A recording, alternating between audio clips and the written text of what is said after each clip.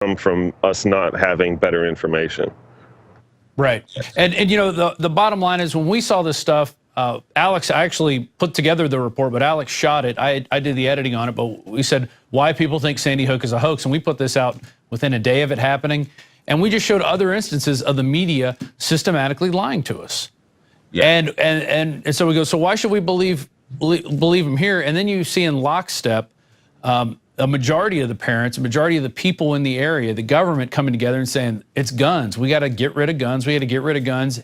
And then the amount of money that flowed into that area by people, you know, feeling bad for this tragedy. There was lots of people out there that went, oh my God, children died. We need to do something. And they started sending money, but they also got government grants. They got a lot of money poured into that area. How much money are we looking at total now that has gone into the Newtown Sandy Hook area?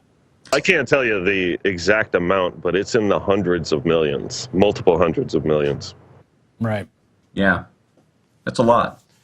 That is a lot. And you look at other instances where they've had other shootings, and you don't see that type of outpouring of support from other people. But it seemed like, you know, as soon as it happened, they were ready with the memorials, and people had Facebook pages set up, and there's a lot of coincidences there that just seem almost too perfect.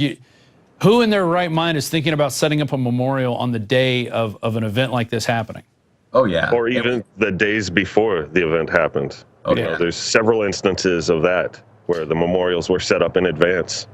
Right. And you guys go into it. There's a whole section of the movie going into the caching of web pages. I want to get into the dash cam video that you guys were putting up. One, it doesn't show much of anything going on, and that's kind of a telltale sign. There's supposedly an evacuation, but you don't see many people evacuating. You see a few people milling about, and then the officers start setting up their lunch at one point on the squad car. And that to me seemed really odd. If any of these officers had seen the events which were told happened in there, to then be ready to come out and eat lunch. Yeah, that's a little upsetting to watch, and I think that was something that it was a big mistake for them to have done that. Of course, it's a big mistake for them to have done it and be smiling, and it just did not fit the scenario that was occurring apparently just, you know, a few yards away from them, really, in the school. So that's, yeah, and I want to also, I guess, give a shout out, to use the term, to Sherry Questioning All, that's her YouTube handle, who did that segment.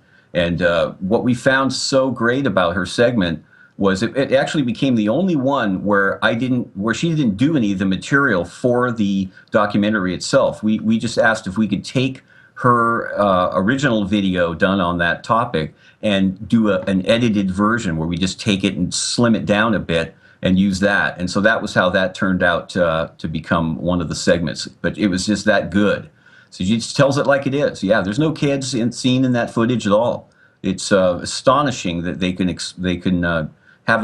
put out that story that, yeah, there were at least 480, or I forget the number, but a lot of kids that were supposed to be evacuated, and we just don't see it. Mm-hmm. Right.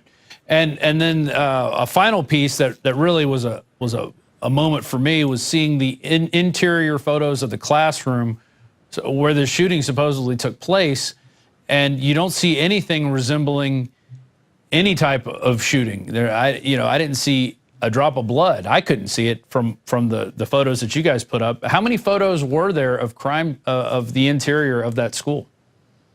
QK? Yeah.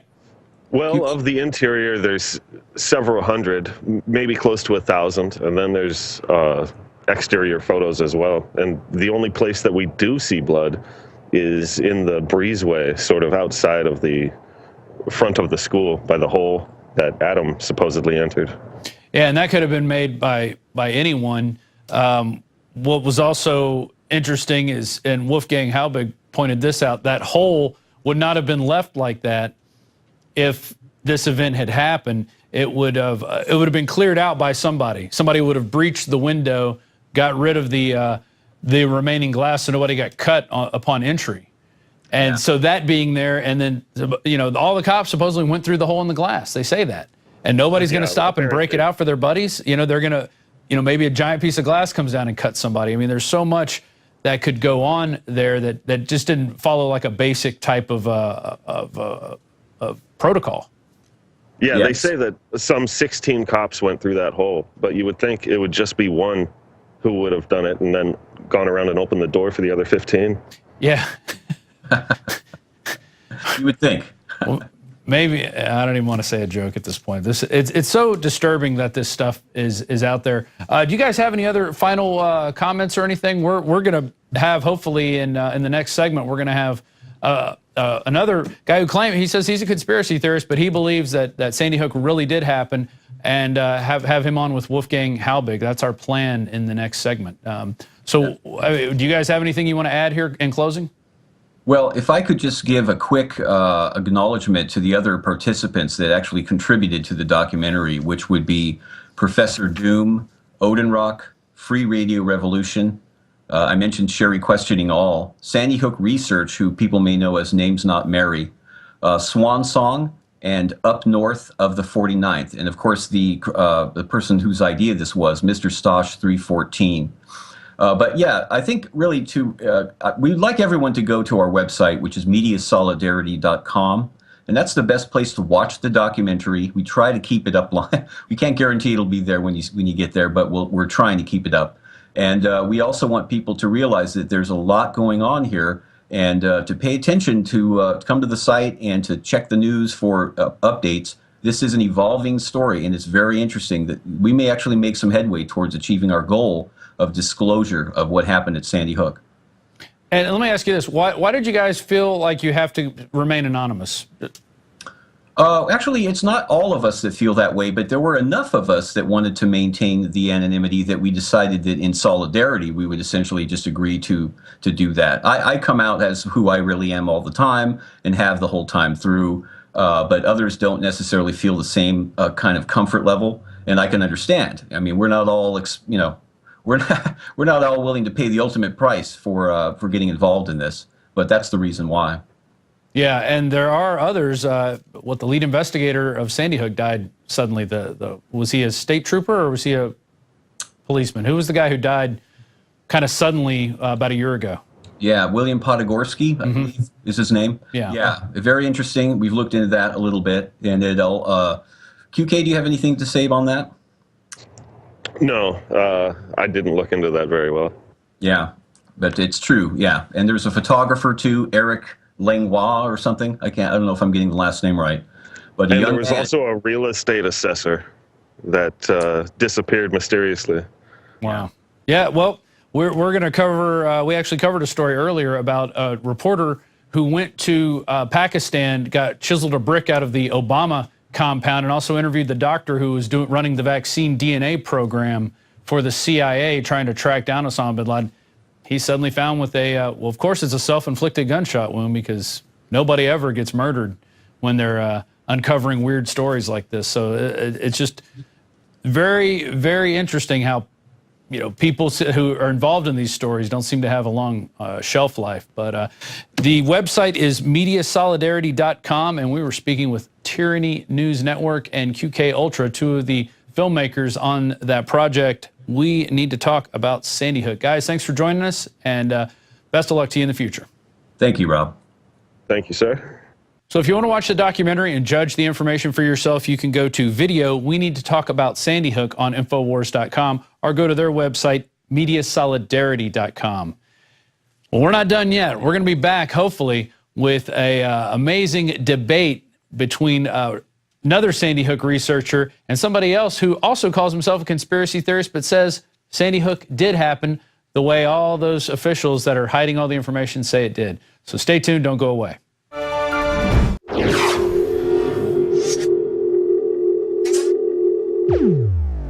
The Molon Lave Silver Coin, certified by the Provident Mint. This 1-ounce silver round is 0.999% fine silver, inspired by the legendary Spartan king Leonidas and his refusal to lay down arms in defiance of Emperor Xerxes. Molon Lave, that's Greek for come and take it. This is available now at InfoWarsStore.com. Act now as supplies are limited. And don't forget, free shipping and a free gift. That's InfoWarsStore.com. This is Alex Jones for InfoWarsLife.com. The latest in preparedness is now here. An electrically stabilized colloidal silver solution that can be added to both your home cabinet and preparedness pack alike. Concentrated to 30 parts per million in what has been dubbed the survival silver solution. And it's entirely free of toxic artificial additives that are loaded into many products. Purchase your bottle of InfoWarsLife.com Silver Bullet Colloidal Silver today and find other amazing supplements at InfoWarsLife.com. Welcome back to the InfoWars Nightly News. I'm your host, Rob Dew. Thank you for joining us. We're about to have an extended interview, I believe. And if you remember last segment, we were talking with two documentary filmmakers for the documentary We Need to Talk About Sandy Hook. I'm now joined by two individuals who are both on the opposite ends of the Sandy Hook spectrum. One is a writer for American Free Press, and his name is Keith Johnson. He, in fact, there's an article here that says, AFP's Keith Johnson, I'm a conspiracy theorist, but not on Sandy Hook. The other individual is a man who we've had on the show several times, Wolfgang Halbig, who runs SandyHookJustice.com. Gentlemen, how are you both doing today? Good, Ron. So, yes, thank you for having us. Yeah, Keith, I'm going to give you the first, I guess, the opening salvo. You contacted me, and you were explaining some things, and you said this is some really, you're treading in some deep water here. So, in so many words. So, explain to me what your position is on Sandy Hook, and then we'll let Mr. Halbig respond. Okay, well, yeah, we know that our government is involved in a lot of nefarious things, including false flag attacks, disinformation is spread. I'm a conspiracy theorist, like you just introduced me as one. I do believe that these things do happen, but Sandy Hook doesn't qualify as that. There's not one shred of evidence to suggest that there was a hoax. Quite the opposite, quite the contrary. There's overwhelming direct evidence which proves that Adam Lanza was the sole perpetrator of this killing. And what I'm concerned about is not just the fact that we have 26 women and children at Sandy Hook who were slaughtered. These were my fellow Americans who were slaughtered, and they need to be honored for the lives they live, not cast in some delusional fantasy someone has that this is a conspiracy that their parents were involved in. No. The other concern that I have, a secondary concern besides that, is that I believe that the real hoax is the hoax being perpetrated against the truth movement. I believe that this has been spun into a conspiracy theory to bring discredit to the truth movement. And I see so much irresponsibility out there amongst individuals like James F. Tracy, James Fetzer, both professors from taxpayer-funded universities who are putting out deliberate disinformation, and when it's brought to their attention, they don't even change it. And I mean, I did an investigation on one of these people who did this documentary, quote unquote, We Need to Talk About Sandy Hook. I did an investigation into his website and found that the person who's collecting donations for it is a Captain LaShawn Bush of the U.S. Army Cyber Command. So this website is an IP phishing website which is collecting information on patriots, on people who have interest in these kinds of things. That's what I believe to be the case here. As a matter of fact, this is confirmed. I was contacted by two lieutenant colonels who grilled me. I don't know what the result of that investigation is, but I mean, if you even look at this new documentary that came out, it's very slick. It's very slick. When I say slick, I don't mean that it has real, groundbreaking information. It's just the same old speculation and debunk theories. But the production values of it are just amazing. Now, you compare that to some of us who are involved in the debunking of these theories. We have crude videos we put out. There's only two people who are actually actively debunking it, and that's myself and another individual by the name of C.W. Wade. So that's my stance. I've been called a government shield. Just go ahead and look at all of my articles for American Free Press, pro-gun, pro-liberty. You find any indication there that I'm a gun grabber, government shill, and I'll hang my hat up. So, no one's accusing you of that. No one's accusing you of that, Keith. But I do want to say this: after Sandy Hook, it seemed like the government did come into line, and the people involved in that were coming out saying, it's time to go after guns. It's time to seriously look at what we're going on, which leads to, these gun lists, these